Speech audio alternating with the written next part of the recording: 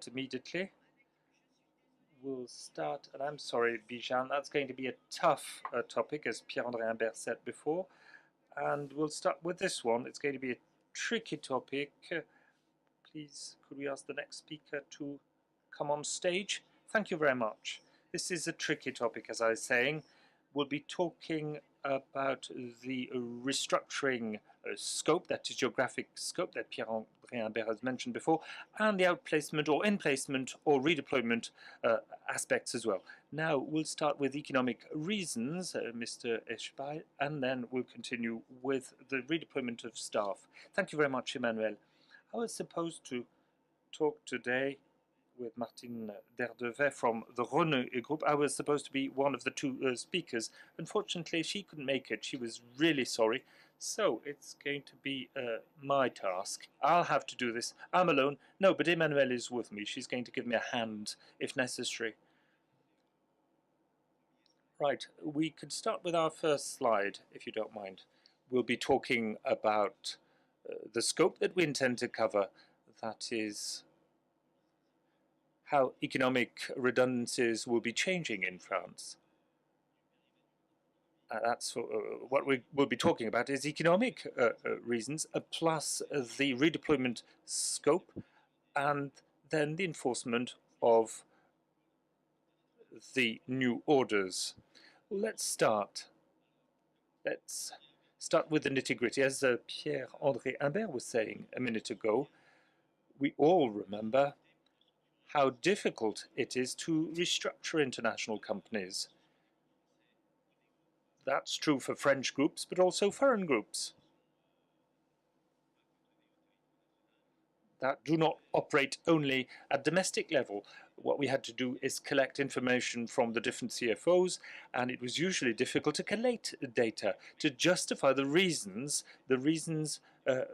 to talk about a global scope within a given business line. It was always a very tricky thing to do because the different CFOs, mainly for listed companies, didn't really want to disclose data that were not necessarily public data. And therefore, what we were doing at the time was that we were trying to do something that was logic. It was based on economic reasons when that was the case, or on the fact that we had to remain competitive in our groups. Either the groups didn't have statistical data to come up with a good reason, or they were reluctant to talk about these topics because they had not done that with their shareholders, or they had not disclosed any figures to the general public. And that was a very difficult exercise to do. Now, what the order will do is that with the new order today, we'll be able to look at the domestic scope. That is, what is said is that the economic reason is not to be appraised at a global level, but at a national level. Well, when you have a company that doesn't belong to a large corporation, if it's a French company, there's no difficulty. We'll do what we've always done. We'll look at the company level. And then if you have a French company that belongs to an international conglomerate, then you look at company level first. Look at the company and the group it belongs to, and I'll come back to this in a minute because this has been clearly defined, and then you look at the business that they're doing, and there's been a number of changes as well. And if you are an international corporation, then the question is today is to look at the French scope within a business sector where the company operates. And this is a major turnaround. I'll come back to that point later on when I conclude. I think there's a number of things that are still ambiguous, but in terms of attractiveness, the new order is a new deal. It's a total change. As far as the group notion is concerned, to start with, well, this was changing in the past. The notion of a group. What's a group? Now things are clear. What is mentioned is the notion of control defined by the trade code and the labor code, and that is it's a structure made of a dominant company that has more than 50% of the share equity of the group, and the companies that it controls as well, when it has more than 50% stake in these companies. And back to the Labour Code, an influent or dominant position when the company owns 10% of the share capital of the subsidiary that might be restructured. Then the business sector. Now we have a definition for that that didn't exist in the past. Now, when we were working with our clients, they wanted to restructure their business in France. When we were foreign clients, I mean, and we were looking at their business or their activity, there were international companies, you know, that might have had different business lines and cover the full gamut of businesses. But within these business lines, they were telling you that they had a department or company that was producing this and that. That was a niche market, a specific market. And that was more difficult for us because if you look at case law, we couldn't have that level of detail. For us, the business line was more global. Now things are clearer. An activity depends on the nature of products and goods that are sold, the clients, and the distribution networks for one given market. That's interesting. Now we have more information and clearer information. We're talking about the fact that now we have a detailed definition, but then when we have these discussions with our clients, we can get to understand their markets better and their customers as well. So we can always ask ourselves questions about the markets. What are the markets that are targeted? Maybe the judges will look into competitive law that define markets on the basis of products and the geographic scope where these companies sell their products and other factors such as price and brands, etc.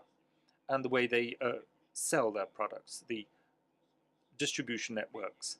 So we're going in the right way, I think, yet there's leeway given to the judges. Again, they will decide. We'll see what they decide to do in the future, but I think that as far as the groups are concerned, the corporations are concerned, and the advice we can give them is that now we have a clearer definition than the definition that we had in the past. So the take-home message, I think, Bijan, is that well, it seems that now we have a clearer definition, so we can better target what we have to do, but the drawback is that maybe we'll have less room for maneuver, and we'll have two different systems depending on the groups that want to restructure their business. Correct, Emmanuel, you're right in saying that.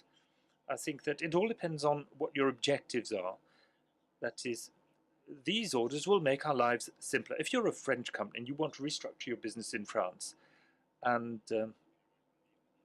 since the El Khomri law, we have a clearer definition, and that's something very important. It's a general scheme that's been hatched over the years, and now we have a clear definition of what we call economic reasons. Now, people are telling you today that the reasons are in France, so it's simpler for us. But if you work within an international company, if, say, you work for a subsidiary in France, or there are several subsidiaries in France, but this international company intends to restructure the French businesses, it's not going to be that complex. We're going to follow the rules I've just explained. We're going to do this in France, and things should be all right. As Mr. Imbert was saying before, as Pierre-André Imbert was saying before, will be able to anticipate, which is something very important. But if you're a French-owned company, or rather an international company, that has subsidiaries or subsidiaries in France that are doing well in a business that's doing well as well. But for strategic reasons, your objective is to streamline your business. You'd like to have your factories somewhere else. You'd like to transfer some of your factories elsewhere in the world. That means, in terms of your global strategy, to close down a number of sites, including sites in France. And then that means we're going to look at the thing the other way around. That is, it's going to be much more complex for us to justify the restructuring scheme, the global restructuring, that is closing down a site in France, because the notion of economic difficulties and the notion of keeping your cutting edge will be appraised on the basis of what's happening in France. And if in France your business is good, then, well, except if there's more clarification brought later on will be able to restructure throughout the world. We'll be able to change distribution, change logistics, change the production of spare parts, and reshuffle your supply chain. But then in France, you're going to be stuck given the structures you have in France. So, yeah, a two-speed type of system, very interesting for France. So, in terms of attractiveness, well, for foreign investors, it's good. We tick most of the above boxes, and because if we have problems with the subsidiaries in France, we'll be able to restructure. But if you look at the global picture, it's going to be more complex. Okay, let's move on to the second topic. The second topic is that of redeployment or in and out placing of people. Now, the same rule applies, I think. That is the scope that's been restricted to France. Correct. This is exactly what Pierre-André Humbert has said before. We had very artificial systems in the past, and this was relayed by the press. They were saying it was outrageous in terms of in-placement. Before we consider economic redundancies, our obligation is to look at all possible redeployment schemes that we have, and in-placement as well. Well, in the past it was in placements only, but in placement that meant also with the international dimension, as Pierre-André was saying before. If you have international activities and then you have to say, okay, you have jobs there that have to be open positions because the procedure will start now and it'll take us 3 or 4 months. And then after that, the scheme will have to be accepted and endorsed. Okay, it was not an easy thing to do and not something that people liked, and we didn't necessarily follow the rule. It was too complex. Now, with this obligation to place people, it's limited to the national territory, and the notion of the group notion is the same notion that is used for economic reasons, and therefore it's quite consistent, I think. But the interesting thing is that the system is slightly changed. Now, for instance, if you take the example of franchises, or if you take the example of a JV, a joint venture, then some could have said that the replacement of people would be within the group, but also would apply to your business partners. Now, this has changed, and for many companies, it's going to simplify things. For many industries, it's going to be easier as well.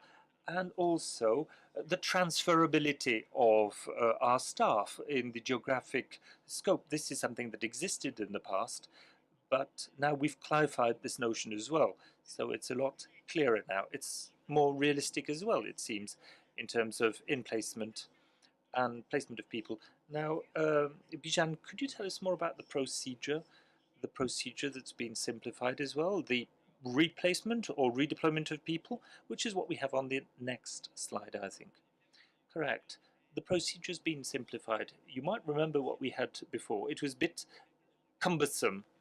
Now, the scope is something that's valid since the 24th of September, but the procedure is going to be enforced at the latest on the 1st of January 2018. I wanted to say this. I think it's important.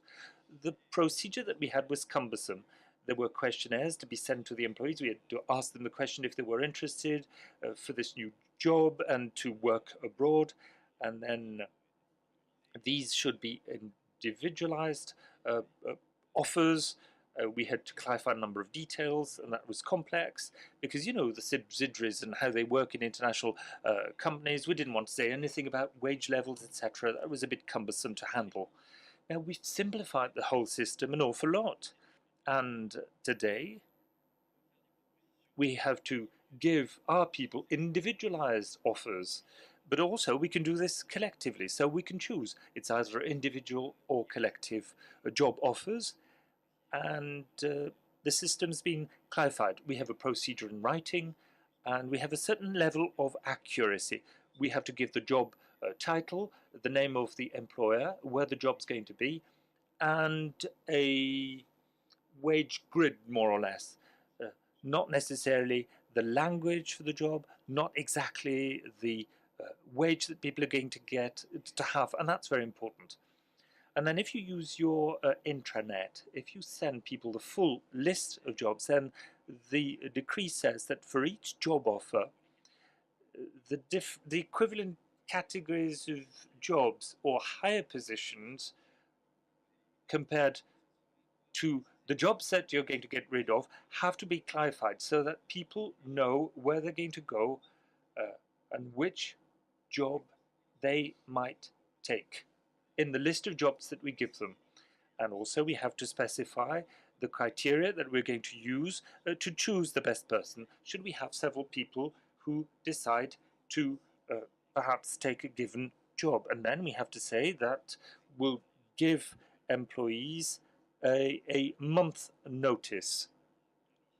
All of this has been clarified, and therefore we're going to get rid of all of the previous systems where we would offer jobs to people at the other end of the country at wage levels that were not acceptable, and that was relayed by the press. This is a lot better in terms of attractiveness. France will be more appealing. Okay, thank you very much. Now, Bijan, perhaps a few more ideas about the executive order and the different rules that will apply. Well, the scope that we had in the past was limited to the job catchment area as defined by French INSEE and could be broadened in scope only in companies that had a French social plan that is on the basis of a collective bargaining agreement. And therefore we would have a two-speed France, that is the companies with more than 50 people who would have redundancy schemes for more than 10 people, and companies below 50 people who would have redundancies for fewer than 10 people. Today, the executive orders clarify this, and now what we're saying is that the choice between both options existed for all companies that restructure, whether you have fewer than 50 people or more than 50 employees. It's the same now. So that's simplified. That's simplified. More flexibility for French companies. Now to conclude, Bijan, so that we can talk about attractiveness again. Now, what you've said about the geographic scope is very important for groups that are international groups with international strategies. What would you say to conclude, if you don't mind? Well, I have a final slide. That's a summary page with the key points on that topic. Could we have the next slide, please?